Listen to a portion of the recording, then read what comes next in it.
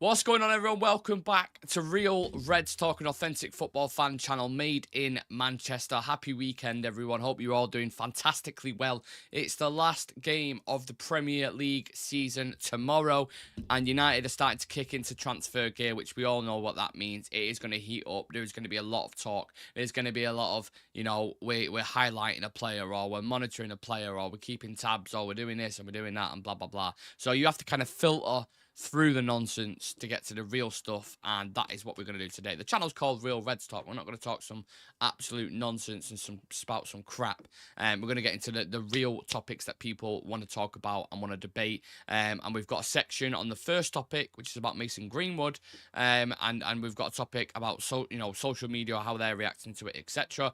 We're going to talk about Leny Yoro as well, because his price has been revealed, which I think is very interesting. A top centre back who plays for Lille. And I'm going to talk about him a little bit as a player, but not give away too much. David Ornstien has put a tweet out about Gareth Southgate dampening talks on him as the next potential manager for Manchester United. And Casemiro's done an interview as well, which I think there's some, some interesting quotes coming out from that. James Brewer in the chat saying, hello, James Brewer. I hope you're good, mate. I hope you're well. Smash that like button, hit that subscribe button, hit everything. Do whatever you want. We're going to chat. We're going to talk about Mason Greenwood and kick it off first things first. So get your opinions in the comments section. I will read them out very, very shortly. But let's just read out the story, basically, coming out from The Athletic, from Dan Sheldon, who's a very good journalist, saying Napoli have made contact with Manchester United over a possible deal for Mason Greenwood. Now, I'm not sure what United are going to get for Greenwood. It's a bit of a weird one because, hadn't everything that had happened, if that didn't happen, then you're talking about a £100 million player easily. Generational talent, left foot, right foot, can head it, deadly in front of goal. Everything you want from a forward. He was just clinical. He was unbelievable. Obviously, everything happened. Shit hits the fan. We end up trying to bring him back to the club and then kind of masking it. And then Richard Arnold fucks up. And I think it was Adam Crafton who released an article saying we had a whole kind of PR package to bring him back. Messed that up. Fans reacted negatively towards it, which in my opinion I think is absolutely correct. And then he goes to Getafe, has a relatively decent season with Getafe. I think he has something like 8 goals and 5 assists, just off the top of my head. Something close to that at least. And his ability is still there despite having, whatever it was, 1 or 2 years out of top level football. So obviously he's gone over to Spain to kind of revamp his life and get back to what was going on.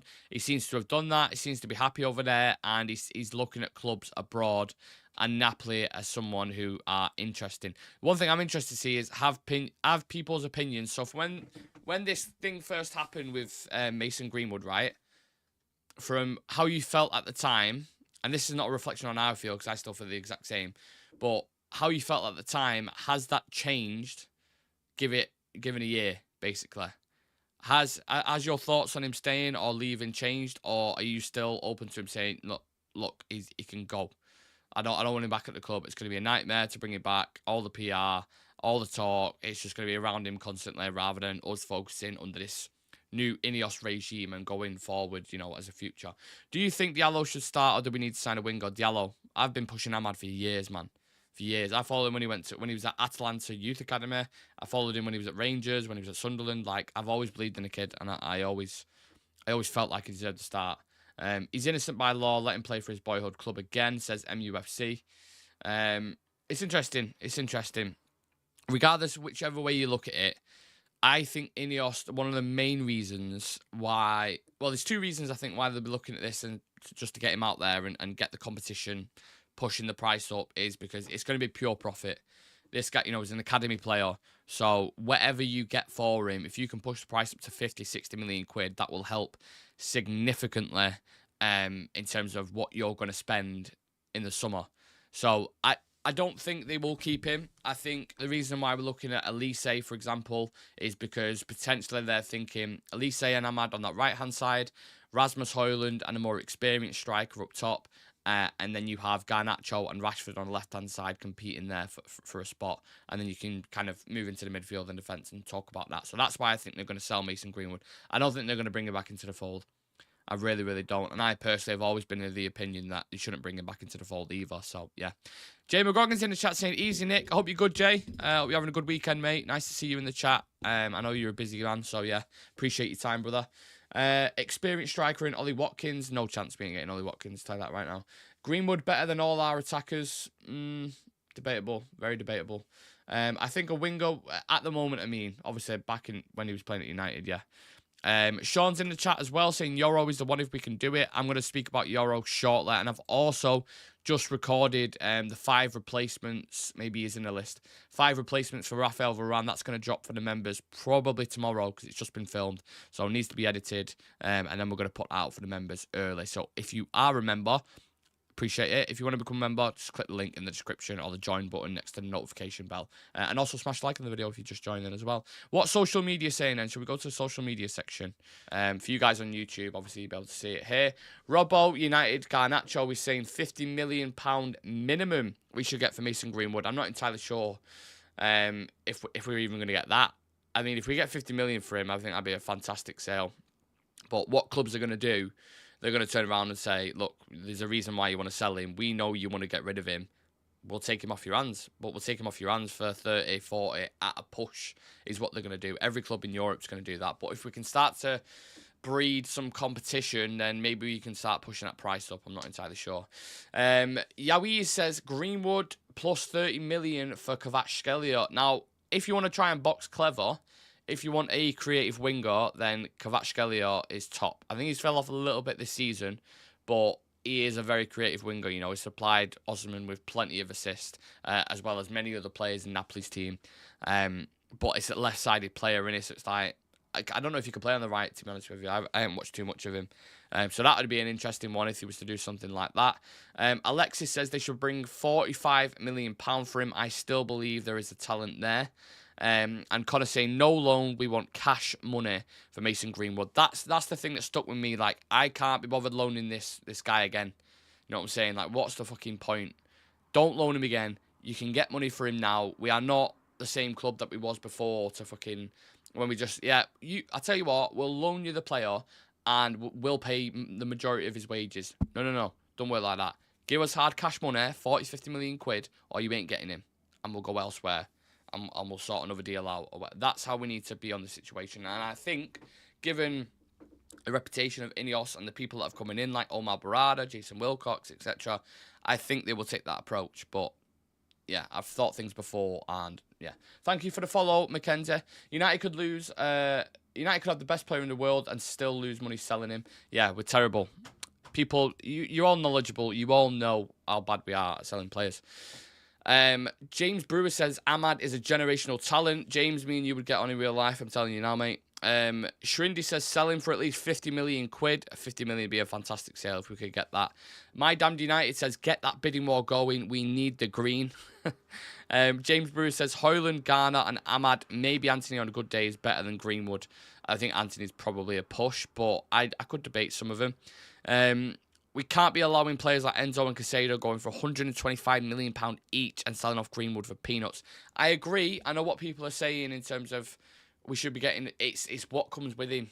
You know, because I know some people in the chat right now who are watching might feel like, it don't bother me, I'd take him at my club. Or even if you're not a United fan, I'd take him. If he's going to score goals, I don't give a shit. Some people have that approach. But some people in the fan base as well are still like, I don't want to take this guy on. You know, I know about his past. I know what he's done. Yeah, he's moved on from it. That's fine for some people. But, you know, some fans will feel like that. They will feel like that. So, yeah. Would you not build the team around Garnacho, Diallo, Højlund and Mainu, focus on the other? Yeah. And Bruno as well I'd put in there. I still think Mount deserves a chance. I like Diego Dalot. I like the way he applies himself. I think he's improving every time I see him. Lissandro I would keep. Onana I would keep. But then you need depth as well. You need squad depth. I watched... Actually, let me just switch... just before Thinger.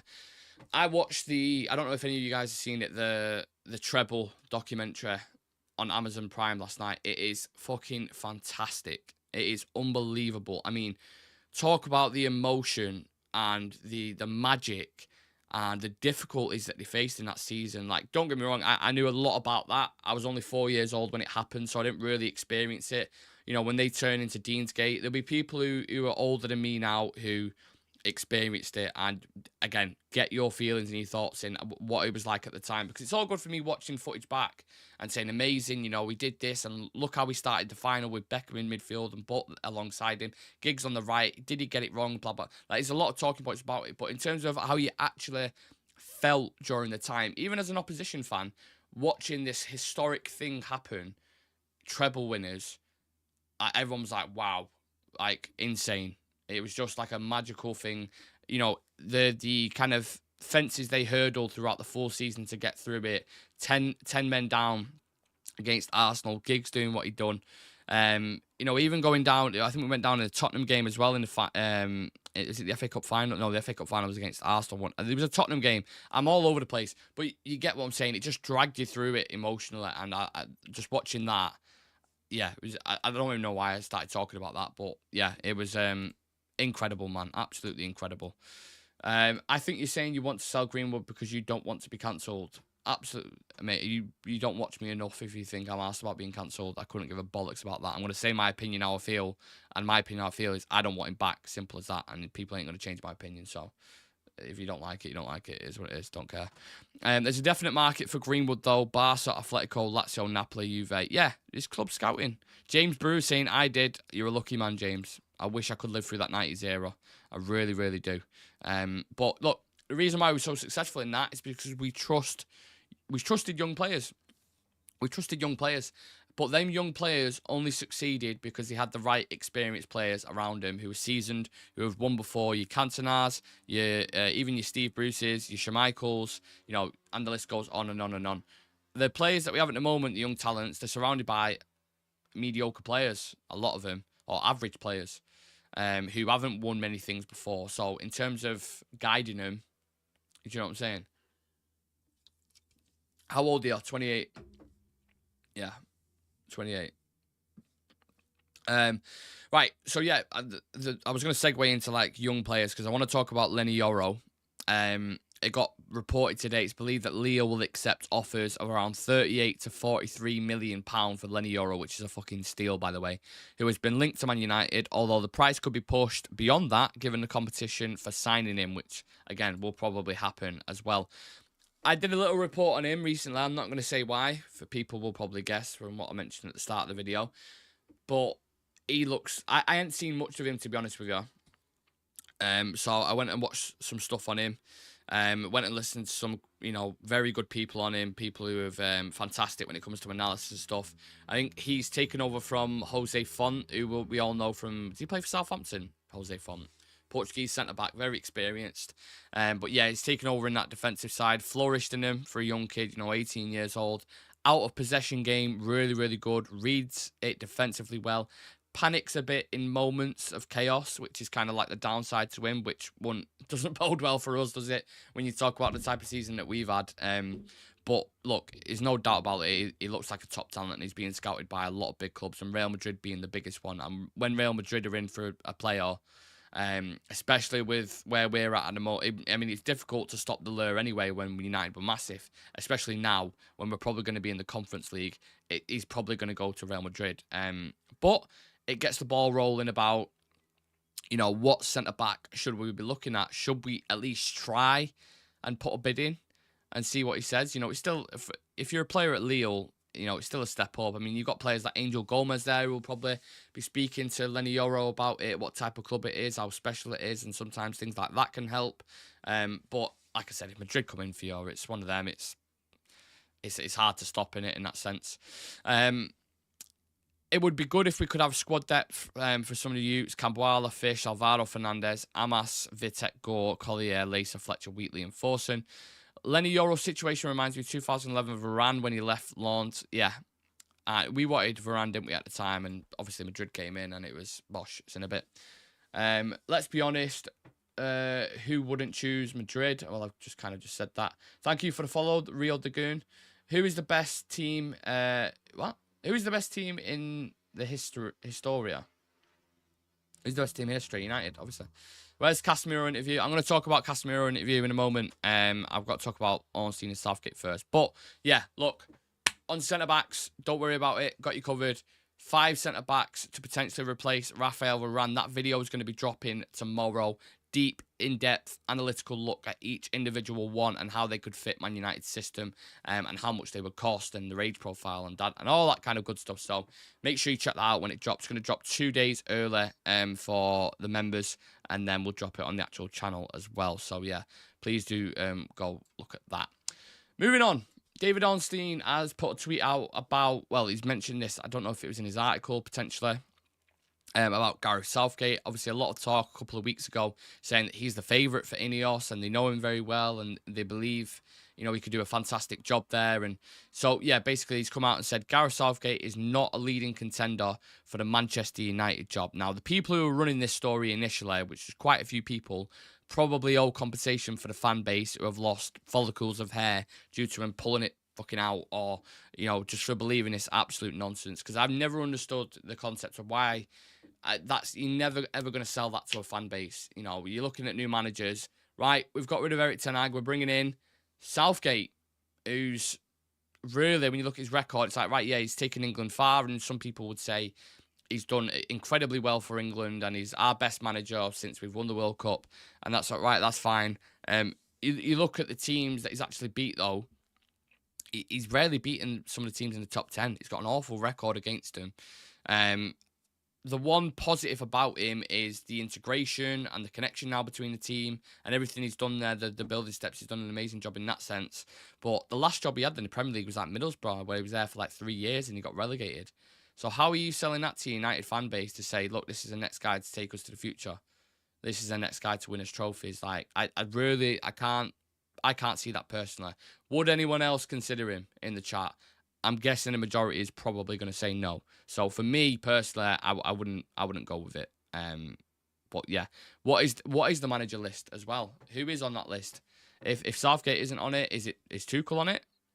That'd be interesting. Any outsiders? Who probably is McKenna on it? Who's obviously done a fantastic job with Ipswich. Like, let's see this list, man. I'd be interested.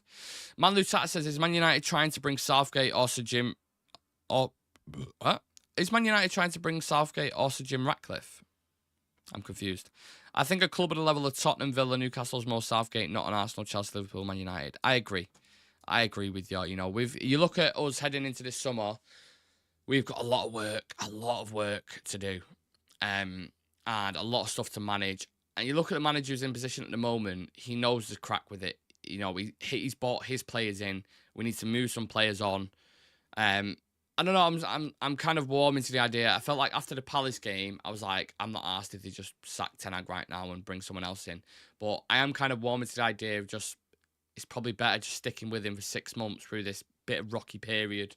Get rid of some players, get in some reliable players who can maintain fitness first and foremost, and let's take it from there. Because the current crop of players that we have at the minute, you can't trust a lot of them. You can't trust Luke Shaw. His injury record's abysmal. Varane's leaving. His injury record was absolutely shocking. Malasia's gone off the face of a planet. I don't know what's happening there. You've had midfield. Casemiro's legs are aging. You know, you've got a lot of work. You got a lot of work to do in the summer, I think. You guys can be Leny Yoro from Madrid after he's finished. Yeah, probably Jake. Jake's spot on there. We all signed Leny Yoro after he's been at Madrid for 10 years, won multiple Champions Leagues and league titles, and then we'll sign him on 400 grand a week. That's typically what United do. But under Ineos, I doubt it's going to be like that, to be fair. I doubt it's going to be like that. But whilst we're speaking of Real Madrid and old players, etc., and buying players past the prime, you just give me the perfect segue, for Casemiro. Casemiro's done an interview with some interesting comments and quotes, which I want to get into. He said, as soon as the manager asked the question, would you be able to play in that role? Of course I would, meaning centre-back. Absolutely, I do it to help the team, the manager, the clubs, the fans. That is what you do. I do it, as I say, because I'm delighted to help out if I can.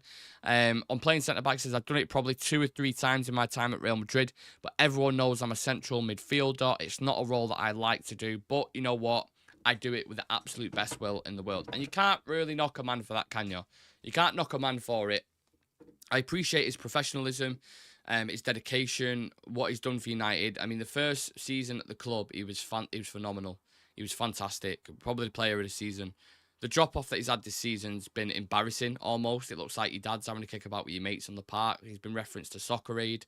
It's looked awful. Like, he's been wild, reckless. He's made mistakes. Probably double figures that's led to goals this season, which is unacceptable at any level. And, look, recently you can kind of cut him a tiny bit of slack because he's, like he says, he doesn't really play centre-back, but he's just done it for the team because we haven't had anyone else to play there. So in that respect, I do really, I appreciate it. But at the same time, the managers hung him out to dry a little bit because when watching the performances like he did against Crystal Palace, keeping him on the pitch or not switching up or going to a back five or just being a little bit more pragmatic in your approach was a bit stupid, in my opinion. But he stuck with him. In the last game, in fairness to him, he was all right. He was decent. He had a good performance. He got Amrabat out the shit when he probably should have had a penalty.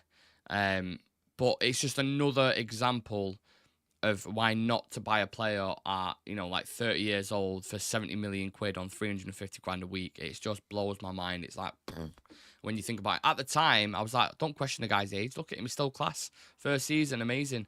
And then you see the drop-off and you're like, yeah, maybe we shouldn't have bought him. And again, we have another huge hole in that midfield that now we have to fill and go spend money on, which is probably going to cost 50 to 60 million quid. Quite lucky we've got Kobbie Mainoo because that's probably saved us 70 million quid in the market. Especially when we're looking players at like Frankie de Jong, etc. So, I don't know. I do feel sorry for him a little bit with Casemiro, but my God, he's had some stinkers. He's had some absolute stinkers, hasn't he? Southgate is taking you later stages of every tournament. Appreciate it. No, it's not as simple as that. It's not. With the team that we've got, we should be getting to the late stages. We've got Phil Foden, Jude Bellingham, Declan Rice as midfielders. We've got Harry Kane, one of the best in Europe. We've got Saka, who's killing it. Cole Palmer, who's absolutely killing it in the best league in the world. We've got Kyle Walker, John Stones at the back. Maguire's decent for England. Pickford's got a fantastic record. He's probably been the best keeper in the league this season, or one of them. And then left back is like, I don't know, take your pick in it. But the players that we've got at our disposal, we should be reaching the last stages of the tournament, regardless of whatever manager's in charge. So I don't just take it as like Southgate's a good manager because he's got as far. Yeah, he should. He should get as far with the team we've got. He's not doing it with San Marino. Bit late to the chat, but Greenwood to Napoli only if Craver is involved. Well, UTFR, when we did the social media section, a couple of people mentioned that potential swap for a creative winger. I don't know if he can play on the right-hand side or not. That's the only thing. I've only ever seen him on the left for Napoli. And obviously we have Garnacho and Rashford there. So, yeah, I don't know what the crack's going to happen with that. But if he can play on the right, then maybe I'd be open to it. But I think Ineos want Elise, don't they? Could you imagine if Bobby Robson had this England team? Exactly. Yeah, like, I don't know. I don't have much hope going into the Euros, which isn't too far away, by the way. Less than a month. The first game kicks off on the 14th. I think it's Germany versus Scotland. And I'm still like, I remember the France game, Harry Kane missing the penalty. I remember the penalties against Italy in the Euros. I remember the Croatia game. Yeah, too many stains on Southgate for me at the moment to even consider him as a manager, even as a manager for England. Left or 10 for Craver. Interesting. Okay. Straight swap, Osman, Craver for Greenwood, Rashford. Yeah, I mean, a swap deal is complicated as it is. You bring 4 players into that, and then they've got 4 different agents. I mean, it just becomes a total nightmare after that point. Let's see if we've got any live breaking news whilst I'm here before I do decide to head off. Phil Foden wins Premier League Player of the Season award, 34 Premier League games, 17 goals scored, 8 assists provided, 2 hat-tricks. Oh, yeah, he's a top player, innit? Kills me to say it, but he's a top player. Couple of quotes from Eric Ten Hag on the Brighton game about them potentially having some weaknesses because they've got players missing. We've got a bad record against Brighton, haven't we? A terrible record against Brighton. We're going to be live for that game, of course, by the way, for all the reaction around the last Premier League games tomorrow. Be live probably a little bit earlier, I reckon, because, yeah, there's so much to talk about, so much to kind of we're not going to do the end of the season preview. We'll do that in in a few days' time. We'll get quite a few of the lads on for that big panel of us, 5-6 people, just so we can really talk about it. Do we do end of season? Dare we do end of season rewards like we've usually done? I don't know. Maybe we just kind of reflect and do a bit of a therapy session about the season that we just watched. But we'll be live for the game tomorrow, Brighton, pre-match and post-match. So please do make sure you come and join us for that for the last game of the season. It's going to be incredible. Not in United's end because we can't really win anything, but there'll still be drama. Despite it, it's a way to see the team off, hopefully with a win, and then we've got the FA Cup final on Wednesday, which will be live for as well. So yeah, please do keep smashing that like button. We're currently on 5,034 subscribers. We're trying to hit 10k before the start of next season. Might be ambitious, might be stupid, but who cares? Let's at least try and do it as a community. For all the people who are currently subscribed, appreciate every single one of you for tuning in. Especially on a day like today, the weather's nice outside. It's Saturday. You don't have to sit here and discuss football and do whatever, but you do. So appreciate it. Yeah, if you can hit that subscribe button. If you're live on TikTok, click the link in the description. We're live on YouTube every single day, twice a day for the most part. And we're doing a show later on certain managers. So make sure you come and tune in for that. And also, I've got the video to edit. So content. Yeah, I think I can leave it at that. Unless you guys have anything you want to throw in there, I'll read out the last couple of comments. United will always be bent over no matter what. Well, we'll see under Ineos. I think it'll be slightly different personally, but I don't necessarily believe that. 33 mil if United bought him. That's 60 at least. Madrid have so much pull. I think you're on about Leny Yoro there, aren't you? Anyway, I'll leave you guys to discuss in the comment section. But appreciate all you guys who are tuning in live right now, and also the people who are tuning in later on who've been a bit busy in the day and they've just kind of catching up on demand or whatever it is. So yeah, have a lovely weekend, everyone. See you for the show later on and see you for the game tomorrow as well. Make sure you check out our Brighton preview if you haven't seen it yet. It's the best preview we've done so far. Drop us a follow on TikTok, Instagram, Twitter, TikTok, all that good stuff. X, should I say. And I'll see you guys in the next one, yeah?